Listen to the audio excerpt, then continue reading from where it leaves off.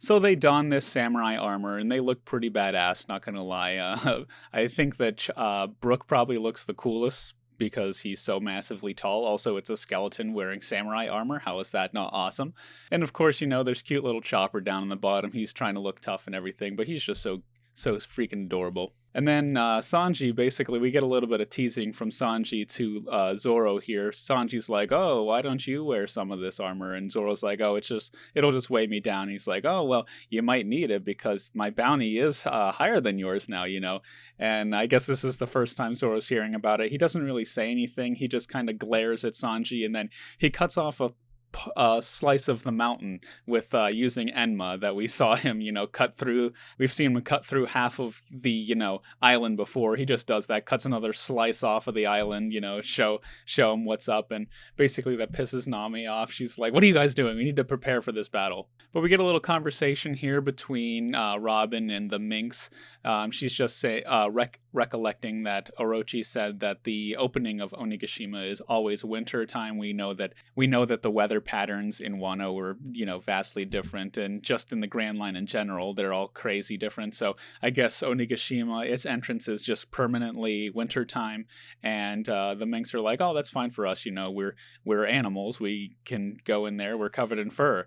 But Sicilian basically brings up, he's like, "Yeah, well, the weather also isn't very dependable, so it could be, pretty cloudy and overcast. There's supposed to be a full moon tonight, but if we can't see it, then, we can't transform into our Sulong forms." And Nami's basically, "Oh, just don't worry, I'm sure advantage will be on our side. We'll be able to take care of it." So she's probably got something up her sleeve, maybe manipulate the weather patterns. If it is overcast or whatever, she'll be able to clear it out. She does have Zeus and everything still too, so I'm sure that it won't be that big of an issue. But then we get a bit of a solemn panel here. Basically, Luffy is looking a little bit determined, kind of a bit upset, and basically Chopper asks him, "Hey Luffy, what's wrong? We're wearing this cool samurai outfit. Isn't that awesome?" And Luffy basically just says, "Big Mom is here in Wano, but Jinbei is not here. And he's the reason that we escaped. He, fended her off in order for us to escape Totland. So where is Jinbei? Why isn't he here?" And that's a good question. Why isn't Jinbei in Wano? But we get a bit of a flashback again whenever Jinbei is, basically saying that he's going to stay with the Fishman pirates to in order to fend off Big Mom so the Straw Hats can leave. And Luffy saying, "Even if you get killed, don't die. I'm your captain now, so you got to come back and find us." And, Jinbei is determined, so, we're not really sure what happened here. But Zoro has a bit of a reassurance to Luffy. He's like, "Jinbei's strong. He'll make it to us. He's a part of our crew now, so if he's not dead, then he's definitely going to be here." And Luffy's like, "Well, he's not dead." And Zoro's like, "Well, then he's going to be here." But then we cut back to Ibisu Town and Okobore Town. Basically, the townspeople say that the Witching Hour boy came last night and stole all their food, but they left money. So we're not really sure what happened. It was probably Kinemon and the Nine Red Scabbers, getting food for all the samurai and everything. But then we see Hold'em kind of terrorizing people. It's like, if you know what happened, spit it out. We gotta find out. Orochi's, on high alert and everything like that. And then Osuru basically comes forward and is like, "Oh, don't worry, I know what happened. Follow me and I'll show you, wherever." So we don't know really what her plan is. If she leads Hold'em somewhere, she could just get, taken out by him. He's pretty strong, we've seen. But I guess that shows kind of Osuru's resolve. She says, it wasn't the Witching Hour boy. It was probably Kinemon coming to save us for, it's been 20 years. It was probably him. If the rumors are true, then you are alive and you're around. So I guess she's, excited that Kinemon's still alive. She should be. He's her husband. But Kinemon, he was kind of distancing himself from Osuru so that she wouldn't get involved in everything, but she ended up getting involved anyway, and all of the people are basically like, "No, Osuru, don't cover for us, Luffy Toro gave us food and everything. We're totally willing to put our lives on the line because of that." And, Hold'em kind of seems pissed off about that because that's whenever he got knocked the crap out by Luffy and all of the food was stolen from him. But then we get a bit of a montage of basically the Beast Pirates. They're bombing different of the bridges and ports to make sure nothing happens. We get to see them. They found the Sunny, I guess. It was hidden in a cave, but they found the Sunny, and it's implied that they blew it up so that the Straw Hats couldn't use it. Now, that's obviously not the case. The Sunny isn't just going to get blown up. If Oda's not going to off-screen the Sunny, even if it does get hurt. I mean, it might be a little bit damaged, but there's no way that it's completely destroyed. I have a theory that maybe Jinbei is shown up and was, protected it, because they mentioned him at the beginning of this chapter. So, we haven't heard much about Jinbei since Totland. So I'm thinking that maybe he might have something to do with it. But yeah, they're basically just bombing all of the major bridges from between the different regions of Wano, so that the samurai don't have any way of getting across to meet at the port that the Nine-Red Scabbards, the promised port. We even see that they bombed at Port Itachi, all of the ships there. Orochi's basically saying, these ships will never sail again. You call me paranoid, whatever. I know that they're coming for me, so I'm going to take all precautions. And Yasuie even made me look like a fool because he said it was just a prank. It wasn't real, but I know better. They're coming for me. I'm going to take every step to make sure that they cannot thwart me or come at me or remove me from my position. So, being paranoid, I guess, is working out in Orochi's favor, because he is right.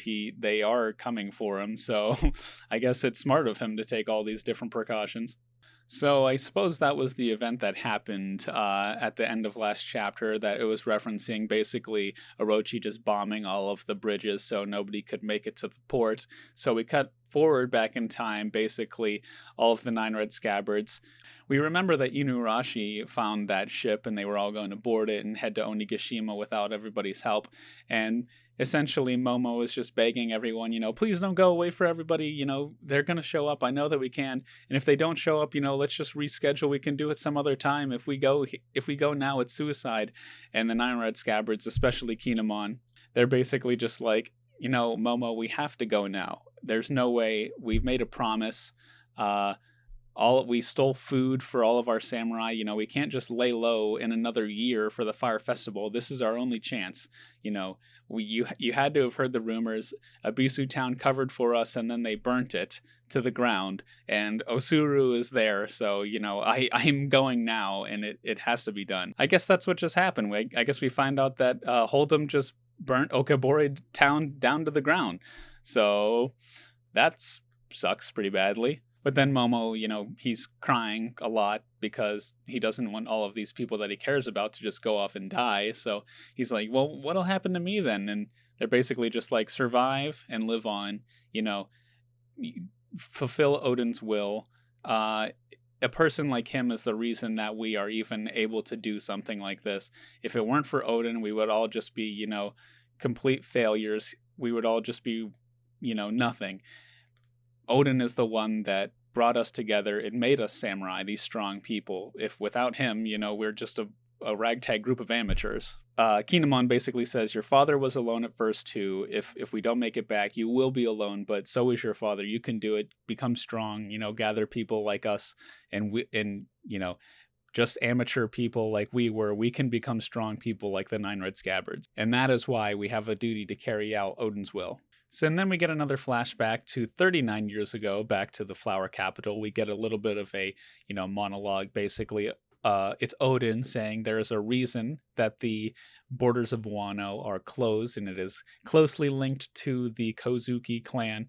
And with time, that purpose will be fulfilled, but the tides will turn and we must open up the borders to Wano. So, we're not really sure why he wants this. I'm pretty sure we'll find out in this group of flashbacks why, Odin's motivation and more about him.